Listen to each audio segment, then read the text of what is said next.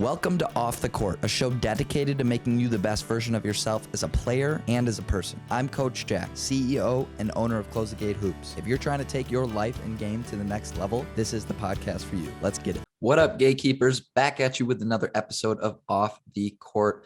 Today, we have an awesome topic that's actually been extremely relevant to my everyday life. And I think it's something that tons of people struggle with without even realizing it. And that's the ability to have positive self-talk and how we actually think our own thoughts. And I was inspired to do this podcast actually by some papers I found in my dad's old office, but he actually struggled with this as well, as I think basically all of us do. We just don't realize it. Me and Coach Aaron, we're going to dive in today on how to get over thinking negatively and turning our brain, basically having control over our own thoughts, right? Taking control of our own mind. So before we get into it, Aaron, is there anything you wanted to start out with in terms of positive thinking and giving a little introduction on your thoughts about it? Yeah. So positive thinking is, I think, something that is key to having, self-confidence and being able to be motivated to complete any goals that you have, things like that. And positive talk to yourself, like your internal conversation that you have with yourself, it can really help with things like your self-discipline and motivation. Self-discipline, I think, is something that I've thought about a lot recently, that I've struggled with a little bit just in general. And I think the hardest thing about self-discipline is you almost need to have self-discipline to work on your self-discipline. So it's kind of like you know what I mean? It's kind of like a struggle because to work on things, you got to be disciplined, but then working on discipline, it's kind of like a circle. It's hard to, I guess, put into words, but that positive self-talk is something that can really help you work on that kind of stuff. You're chasing your own tail, right? It's just an endless loop. It doesn't stop. The first thing when positive self-talk and taking control of your own mind comes up is your mental filter, right? And what a mental filter is basically is it's like something you're looking through, right? So a good example is when you're driving in a car, okay? And it's pretty easy to drive when your windshield, it's sunny out, there's no bad weather, right? It's extremely easy to drive because you can see perfectly. Okay. And then you get into a snowstorm. It's obviously a lot harder to drive because you can't really see anything, right? And this is what our brain actually does to us. Okay. How we have our mental filter affects everything that we do around us. Okay. And this dives right into judgment, okay, and assumptions, right? So a good example is say you walk by someone in the hallway. Okay, you're a high schooler, listen to this, you walk by a ton of people in the hallway and someone doesn't say hello to you. Okay. Most of us immediately make the assumption that someone just purposely ignored us, right? Mm-hmm. So our mental filter is foggy and therefore putting us in a worse mood because we're thinking and we're actually striving for things to be negative for ourselves, right? We're trying to play victim, right? Make our lives seem worse because of that mental filter. And I think that's why I don't know about anyone else, but I definitely have days where I go through and it seems like every single possible thing that could go wrong goes wrong. Like if you have one of those days, but that's why is because you are already thinking about it in a negative light and you're kind of expecting a negative outcome. Mm-hmm. So that's what's going to happen. Right. You're looking for it in that mental filter. When you're having those bad days, you're obviously going to have more worse things happen to you because you almost want them to happen in your brain. It's kind of like those days when it like you walk outside and it's like super, it's like super overcast, groggy outside, really gross outside. Those days seem to be like worse. Like it seems if it's like really nice out, you're like, it seems like you're going to have a better day than if it's like really like gross outside. And that's just because that you wake up and you're automatically into that mindset once you look out the window, and it just like for the rest of your day. So that's actually called seasonal depression. So people are actually their mood is affected by the weather. Yeah. And that's like a great description of mental filter. It's the same stuff in our brain. Another huge thing that goes on in terms of negative thoughts is how we actually predict stuff. All right. And prediction is a huge deal in terms of our negative thought process. All right. And on this piece of paper right here, prediction is defined as believing we know what's going to happen in the future. And examples of thoughts that we could have in our head. Am I thinking that I can predict the future? How likely is it that is really going to happen? And what we do when we're trying to predict the future, we almost immediately first think about the worst possible outcome, right? So a good example could be, say you're going to the free throw line and the first thought that pops into your brain is you airball the free throw or something like that, right? Yeah. You're trying to predict something that actually is extremely unlikely of happening, but our thoughts twist our imagination into thinking that it's likely that that could happen, right? Yeah. That reminds me, I play in a co-ed intramural league right now. And there was a girl on the other team that we were playing against that had just airballed a free throw. And then the next shot or the next free throw she took, she airballed it again. And I can guarantee you that it was because the whole time she was shooting that next shot, I was thinking this while I was on the free throw line. I was thinking this the whole time she was thinking about shooting her next shot. I guarantee you that that air ball was just replaying over in her head. And like, that's the thing about, like, you know, she's predicting that to happen, so it's probably going to happen. There's also, I was watching this video the other day where this guy was kind of talking about he suffered from depression. He was talking about it. And he was telling me he was talking about in the video how every single day he knew what the next day was going to be like, because it was just going to be the same thing as the other day. And he kind of got caught in this repetition. Mm-hmm. And so he was like predicting what his next days were going to be. And like, instead of trying to like change, you know, what he thought was going to happen, or even change what was actually going to happen, he was just kind of accepting that like tomorrow is going to be the same as today. The next day is going to be the same as today. He even said like up to like, he knew what next year was going to be like. Right. And you have no idea what next year is going to be like. You can't predict that. So, and that's, especially if you are trying to predict it, like, it's more likely to happen. And that's basically it. It always comes back to the mental filter, right? Mm-hmm. And one thing we talked about a lot on this podcast is everything happens for a reason. That is a huge mental filter that I think everybody needs in their life.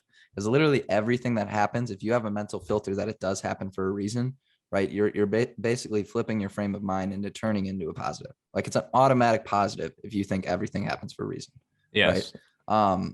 Like your example, the girl airballed 2 free throws in a row. Maybe now she's going to work on her free throws a little bit more, so it improves her free throw percentage, right? Yeah. Thinking like that is a crazy mental filter that you reminded me of. It is. It's like, you know, just reframing things into a positive light, looking at silver lining, things like that. I always try to say this quote when we're doing podcasts, but controlling what you can control, right? If you know that something's out of your control, and then not worrying about it, right? And worrying about things that you can change or that you can make a difference with, like, that will help you out a lot too with the mental filter. 100%. Another huge thing in terms of reframing our thoughts and restructuring our brain is dissecting it into a fact or opinion base. Okay. Many of our negative self-talk is 100% opinion based. All right. Mm-hmm. And like the example I used before, say you walk by someone in the hallway and they don't say hello to you, right? You immediately assume that they deliberately ignored you, right? That they don't like you or something of that nature. Mm-hmm. It's extremely natural to have that, but that's normally where our brain likes to go. Okay. Think of fact or opinion, right? All the stuff you just said in your head is based off your own opinion, right? Yeah. Your own made up thought in your own head. Fact is something that everybody can agree on, right? And I use this example with the perception is reality, right? And perception is reality goes hand in hand with all we talked about. It's the same thing as the mental filter. Mm-hmm. But I think I used in a previous podcast, me and you were watching Outer Banks, right? And you love Outer Banks, right? We're watching the same show, but I hate Outer Banks, right? So in terms of fact or opinion, we can agree on certain things, like the main character. John B is a main character. We both can agree on that because that's a fact, right? But me saying that John B is a bad actor, that's opinion. Same with Aaron, right? And that's kind of how our thoughts work. And we have to go look more towards fact-based thoughts, right? And avoid the opinion-based thoughts because we're normally turning towards those negative aspects.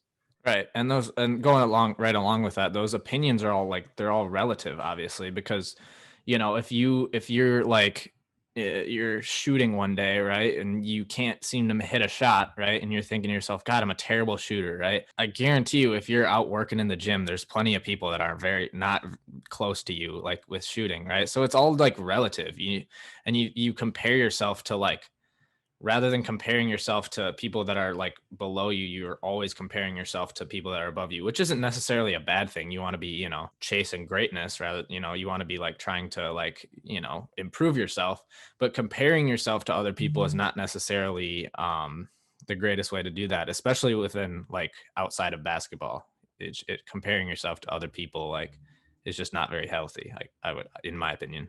And I forgot what you said, Aaron, but it just sparked an idea in my head. And you could argue that the mental filter is the key to actually having a hot hand, right? Mhm. So the other day I was shooting baskets, and I got into this role where it seemed like I could not hit the rim. I was making shots and I could literally not hit the rim. I think I switched 11 threes in a row, right? And I've never done that before. That's the most threes I've ever swished in a row. Because my shot normally doesn't have a ton of arc, so it's hard for me to do that. My mental filter during that, it's like I could throw this thing up and it's just not going to hit the rim. Right? Yeah. You could argue that the hot hand is your mental filter. Like you were saying, when you can't make a shot, your filter is that you cannot make a shot.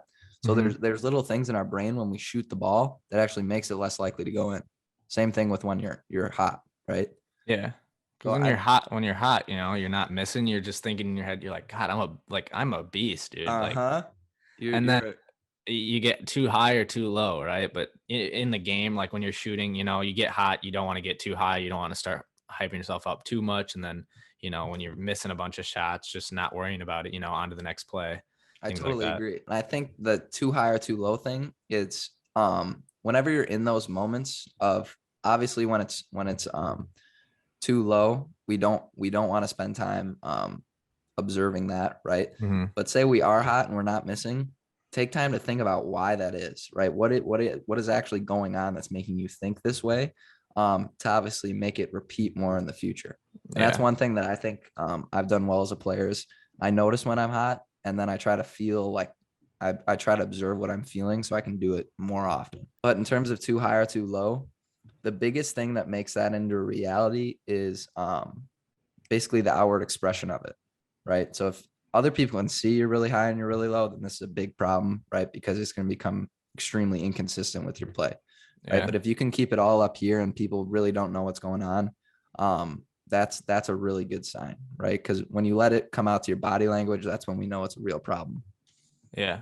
And, like when we say, not dwelling on the all the misses and stuff, this whole podcast, the concept of it is we want to have positive self-talk. We want to be we want to be nice to ourselves, but it's also extremely important to reflect on things that reflect on yourself.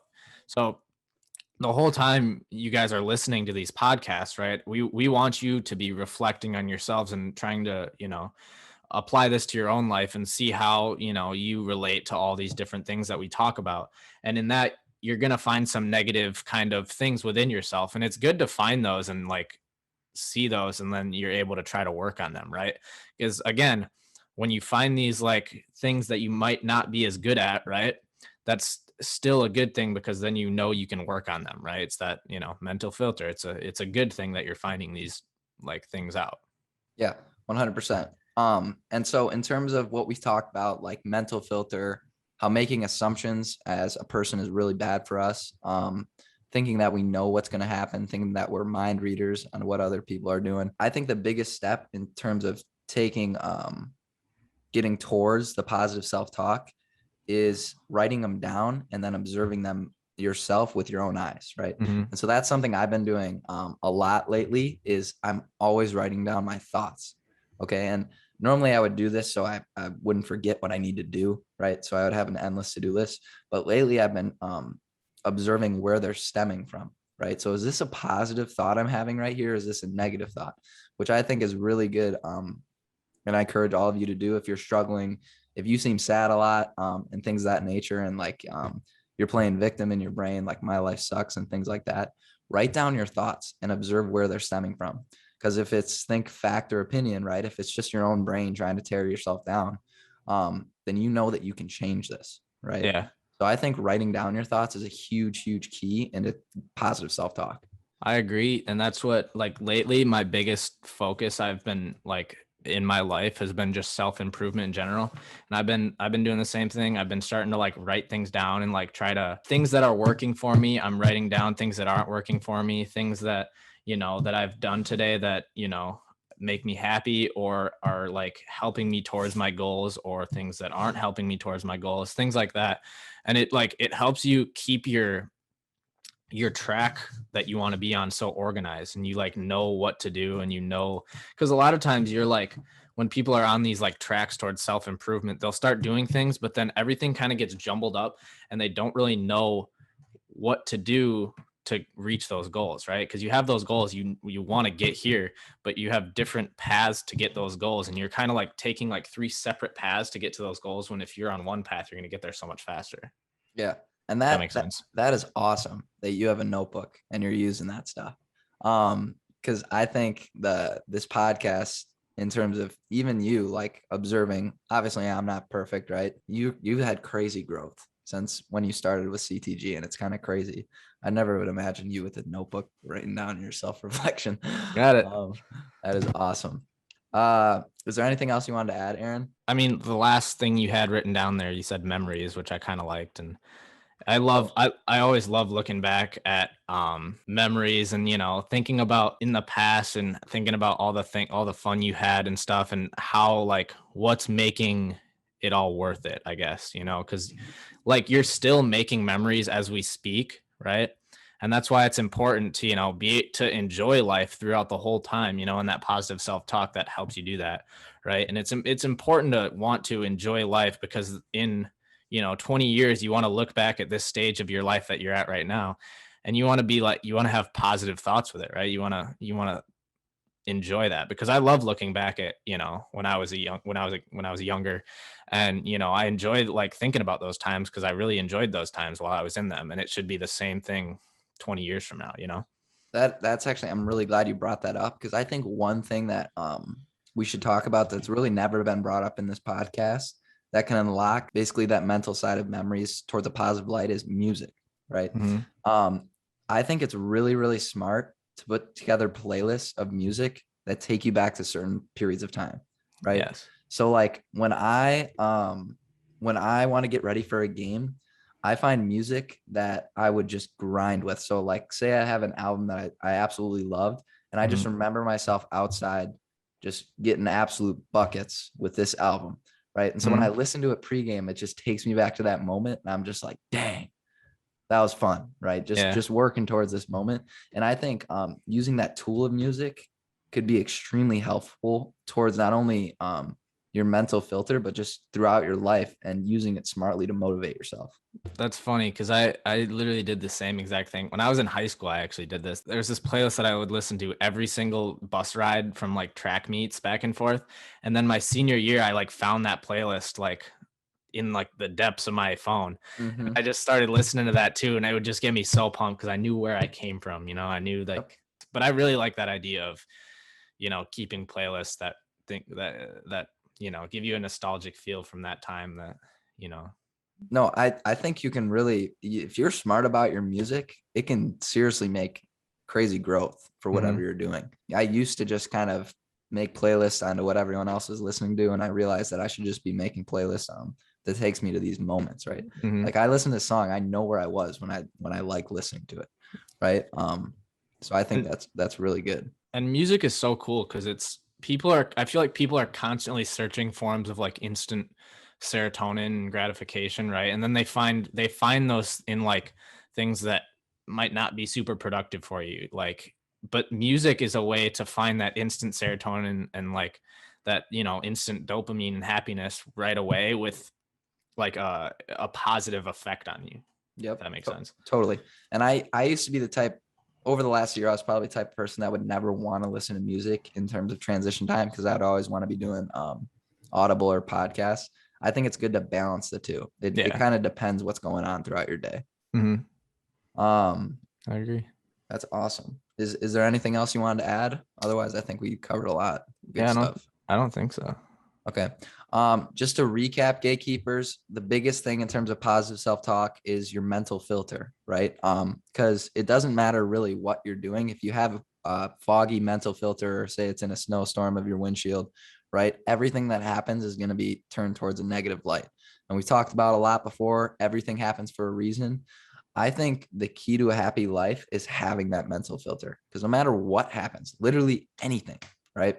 It can be turned towards a positive outcome for yourself. The biggest thing in terms of turning this positive self-talk into a habit and reality is writing down your own thoughts, okay, and observing where they're stemming from, right? I used to just make giant to-do lists on what my thoughts were, but lately I've just been observing what they're actually doing, right? What are these thoughts telling me? It's similar to actually how people, I actually do this myself. I write down my dreams if I remember them, just to see if there's any meaning behind them, right? Mm-hmm. It's the same exact process. So write down your thoughts, observe if you're doing fact or opinion based, right? Tearing yourself down. Make sure it's a fact. It's good perception. Let's get into quick speed round. All right. I have a question. I don't know if we've said this before, but we got Thanksgiving this next week. What is your favorite holiday? Oh, that's a good one. Honestly, it might be Thanksgiving. That's up there. I football and all the food. Oh yeah. Thanksgiving's hard to top. Right? I've always loved Thanksgiving. I think my favorite might be the 4th of July though. I feel like I always have a great time on the 4th of July. I always go up north, visit my grandparents' house, and I always love it up there. Was the 4th of July what we did this summer? Yeah, we went up to Mercer, up to my grandparents' house. It's cool. Yeah. 4th of July definitely gets more fun as you get older. Yeah.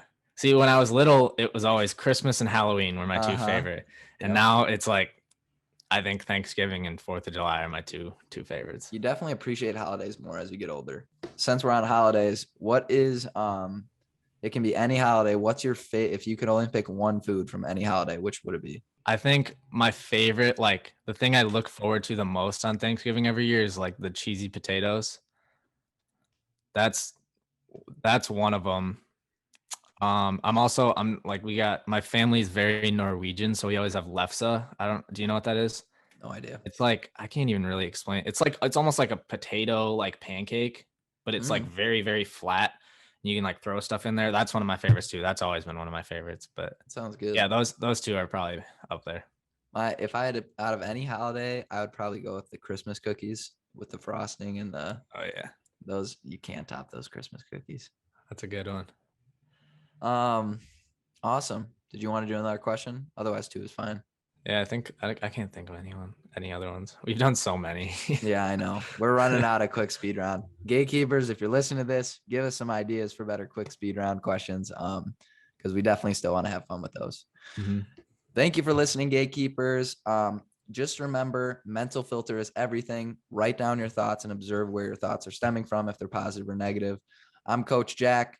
This is Coach Aaron. We out, baby. Peace. Thank you guys so much for listening to this episode of Off the Court. If you're listening to this on Apple Podcasts, please don't forget to leave reviews if you haven't yet. This helps us with engagement and helps us rank higher to make an influence on more basketball lives. I also strongly encourage you guys to check out our free ebook download that's 25 pages long, How to Unlock the Mental Side of the Game. I was a player that was constantly grinding and constantly working, and it was really hard for me not to see results from the amount of work I was putting in. But this ebook that I wrote dives exactly into those types of questions.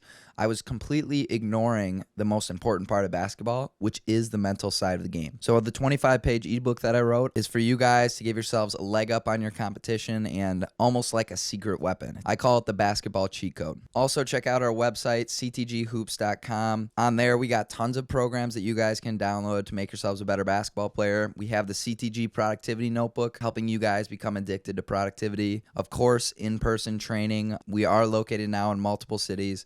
And then we have the CTG blog, free education on becoming your best basketball self. Lastly, follow all our social media pages at CTG Hoops, where we post multiple times a day, trying to make you the best player and person that you can be. All the links for these are down in the description below. Thank you guys so much. Make sure you guys check out all the other episodes of Off the Court, and make sure you're ready for next week's episode. I'm Coach Jack. We out, baby. Peace.